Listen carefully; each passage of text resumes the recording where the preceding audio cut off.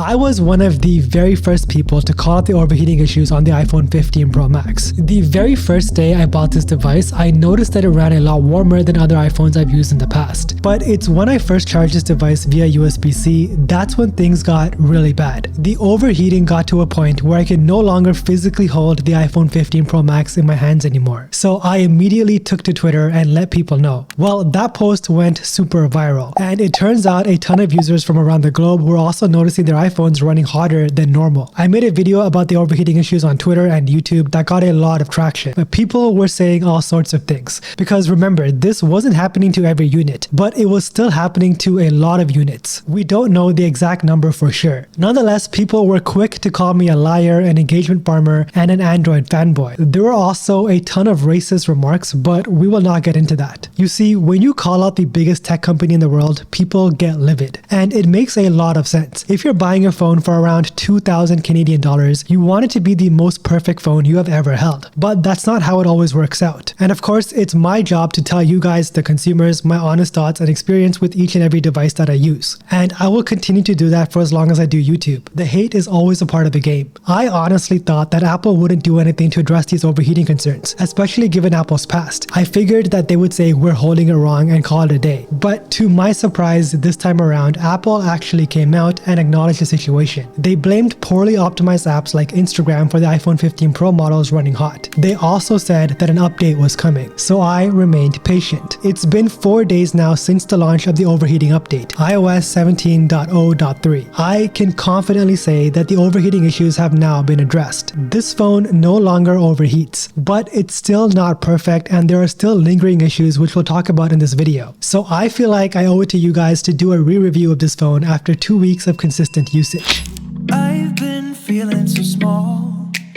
Watch the clock ticking off the wall. How's it going, everyone? My name is RJ, and this is the iPhone 15 Pro Max running iOS 17.0.3, the overheating fix. But before we do dive right into it, if you guys find this video helpful or informative, then do me a huge favor and drop a like on this video. And of course, make sure you guys do subscribe for a lot more quality iPhone content. Alright, so for those of you guys that were holding off on buying an iPhone 15 Pro Max, this video will bring you a ton of clarity. We'll start off by addressing the overheating issues. It's been about 4 days now since I updated my iPhone 15 Pro Max to iOS 17.0.3, and it's safe to say in that time period I haven't noticed my device overheating. I've been conducting a lot of non-scientific tests, including real-world usage, and it's safe to say that the iPhone 15 Pro Max no longer overheats. It doesn't overheat when I'm gaming, it doesn't overheat when I'm scrolling through Instagram, and it doesn't overheat while I'm charging the device in my car via USB-C. But, and this is a big but, I will say that this is the warmest phone I have ever used, even after the update. You see, the iPhone 15 Pro Max no longer overheats for mundane tasks, but it does in fact still run warm every now and then. Now, ever since the update, it hasn't ever gotten to a point where I can no longer physically hold the phone in my hands, but it does run warmer than other iPhones I've used in the past and even other Android devices. And I believe that this issue will not be completely addressed till iOS 16. You see, when you have a 14-watt processor, the A17 Pro, a titanium frame, and poor cooling, this is inevitable. The good news is, with the latest update, Apple did not throttle the processor. The iPhone 15 Pro Max runs insanely smooth. But I do question the battery longevity of this device. When a phone constantly runs warm, this means the battery is getting hot. And we all know that heat makes lithium-ion batteries expand. Now, I'm not saying that all the iPhone 15 Pro models will have expanding battery issues, but I am concerned with the longevity of the battery health. We could potentially see these new iPhones hitting 99% battery health in as soon as 1 or 2 months from now. And of course, I'll keep you guys updated with monthly update videos throughout the year. So make sure you guys do subscribe to see how this whole situation unfolds. Another issue that I haven't personally encountered but was made aware to me by TikToker Miles is that the top speaker of the iPhone 15 Pro Max rattles when you increase the volume above 80%. I tested this on my device and I don't have this issue, but if you do notice a rattling of the speaker above 80%, go into the Apple Store and get a replacement. It's as easy as that. I was also testing the phone extensively to see if Apple did any throttling to the performance. Surprisingly, they haven't, and the CPU and the GPU scores after the update do reflect that. Even when gaming for many hours, the iPhone 15 Pro Max's performance was top-notch, just like it was prior to the update. So really good news on the performance front. With the latest iOS update, I've seen some significant improvements in my screen on times. If you guys watched my initial review on the iPhone 15 Pro Max, I said that the battery life was worse than what I was getting on my iPhone 14 Pro Max. Well, that's no longer the case. It's actually shocking how much the battery life on this phone has improved with just one update. Prior to this update, I would have to top up my iPhone at least once or twice a day. That's how bad the battery life was. The other day, while on the way to work around 9 a.m., I charged my iPhone 15 Pro Max in my car to around 80%. While on a 5G plus network from 9 a.m. to 8 p.m., my battery percentage only dropped by 35%. By the time I got home, I still had a good 45% remaining, which is absolutely insane considering my usage. I was sending out emails throughout the day, I was trolling on Twitter for a good hour, I played a few graphic intense games during my breaks, I wrote out an entire YouTube script thanks to this portable productivity setup, I checked my socials every hour or so, I took video in flat log, and shot some pictures when me and my wife went out for dinner. To make it home with 45% remaining after all of that usage is actually insane. Not to mention, this was with the always on display turned on. I really hope this is the kind of screen on times we can expect to get from this phone from now on. To be honest, I was preparing to return my iPhone 15 Pro Max and go with the iPhone 15 Plus. Apparently that thing is a battery beast. Some people were reporting 12 hours of screen on time. While 12 hours of screen on time isn't healthy for anyone, the fact that I wouldn't have to charge my phone for around 3 days is actually intriguing. Either way, I will still be picking up the iPhone 15 Plus for review purposes, so make sure you guys do stick around, that should be a good video. The 5x telephoto on this phone continues to surprise me. It's one of the reasons why I couldn't daily drive the regular iPhone 15 Pro. Even though I really like the smaller form factor, as a creator who shoots a lot of B-roll on my iPhone, the 5x telephoto has come in clutch time and time again. When you combine the 5x telephoto with action mode, you can get some stunning results that look like this.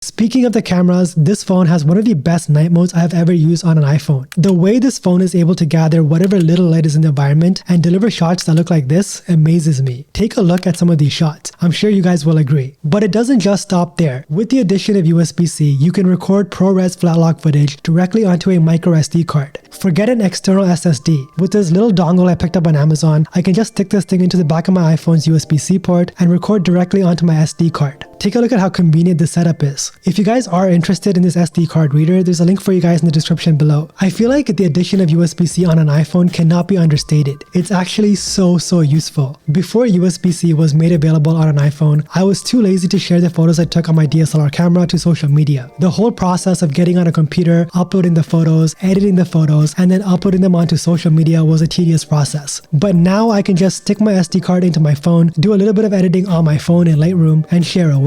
It feels instantaneous, and I love having USB-C on an iPhone. There's a lot of things to love about this phone, and other things I'm still pretty cautious about. To me, the iPhone 15 Pro Max is a double-edged sword. On one hand, I love the titanium frame. It makes the phone feel light and easier to handle. On the other hand, the weight is what made flagship iPhones feel premium. The titanium coating on this phone is also super easy to scratch. Another thing we do have to be careful with. And there are a ton of YouTube videos that question the durability of this phone. Now, as long as you put your iPhone in a case and you use it like a regular human being, you'll be more than fine. But these are just some things that you should know about your device. It's always good to be well informed. Another thing you may have to look out for is OLED screen burn-in. Some people over on Reddit are reporting screen burn-in. I honestly think this is a non-issue. This happens with the launch of every phone. Some phones will experience burn-in. Now, if this happens to you, simply take your device to an Apple store. They will happily give you a replacement. All in all, after the latest update, the overheating issues are a non-issue. And I no longer hesitate to recommend this phone to anyone. If you are on the fence about buying this phone, go for it. It's a great time to buy the iPhone 15 Pro Max.